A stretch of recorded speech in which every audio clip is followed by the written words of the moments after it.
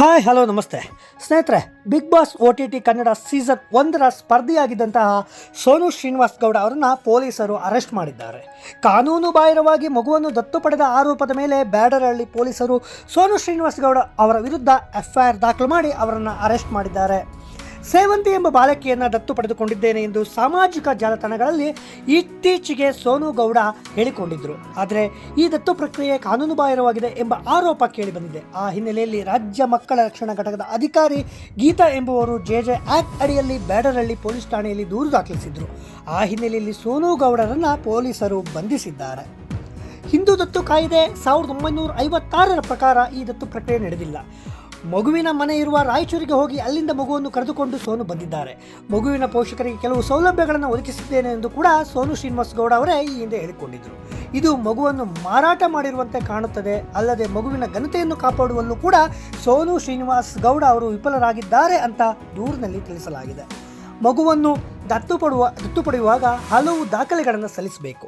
ಮಕ್ಕಳ ಕಲ್ಯಾಣ ಸಮಿತಿಯ ಸಮ್ಮುಖದಲ್ಲಿ, ಜಿಲ್ಲಾಧಿಕಾರಿಯ ಸಮ್ಮುಖದಲ್ಲಿ ಸೋನು ಶ್ರೀನಿವಾಸ್ ಗೌಡ ಮಗುವನ್ನು ದತ್ತು ಪಡೆಯಬೇಕಿತ್ತು. ಅದ್ಯಾವುದನ್ನೂ ಕೂಡ ಮಾಡಿಲ್ಲ. ಹಾಗಾಗಿ ಇದು ಕಾನೂನು ಬಾಹಿರವಾಗಿದೆ. ಸೋಷಿಯಲ್ ಮೀಡಿಯಾದಲ್ಲಿ ಮಗುವಿನ ಗುರುತನ್ನು ಬಹಿರಂಗಪಡಿಸಿದ್ದಾರೆ. ಮಗುವಿನ ಜೊತೆಗೆ ವಿಡಿಯೋಗಳನ್ನು ಹಂಚಿಕೊಂಡಿದ್ದಾರೆ. ಸೋಷಿಯಲ್ ಮೀಡಿಯಾದಲ್ಲಿ ಮಗುವನ್ನು ದುರುಪಯೋಗಪಡಿಸಿಕೊಂಡಿದ್ದಾರೆ. ಇದೂ ಕೂಡ ಅಪರಾಧವಾಗಿದೆ. ಮಗುವಿಗೆ ಬೆಲೆ ಬಾಳುವ ಉಡುಗೊರೆ ಕೊಡಿಸಿದ್ದೇನೆ ಅಂತ ಸೋನು ಹೇಳಿದ್ದಾರೆ. ಇದು ಮಗುವಿನ ಆತ್ಮಾಭಿಮಾನಕ್ಕೆ ಧಕ್ಕೆಯನ್ನುಂಟು ಮಾಡಿದೆ. ಮಗುವನ್ನು ಶಾಲೆಗೆ ಕೂಡ ಕಳಿಸಿಲ್ಲ. ಕಲಂ 5ರ ಪ್ರಕಾರ ಮಗುವನ್ನು ದತ್ತು ಪಡೆದುಕೊಳ್ಳುವ ವ್ಯಕ್ತಿಗೂ ಮತ್ತು ಮಗುವಿಗೂ 25 ವರ್ಷಗಳ ಅಂತರ ಇರಬೇಕು. ಅದೂ ಕೂಡ ಇಲ್ಲಿ ಪಾಲನೆಯಾಗಿಲ್ಲ. ಹೀಗೆ ಇನ್ನು 10 ಆರೋಪಗಳನ್ನು ಸೋನು ಶ್ರೀನಿವಾಸ್ ಗೌಡ ಅವರ ವಿರುದ್ಧ ಮಾಡಲಾಗಿದೆ.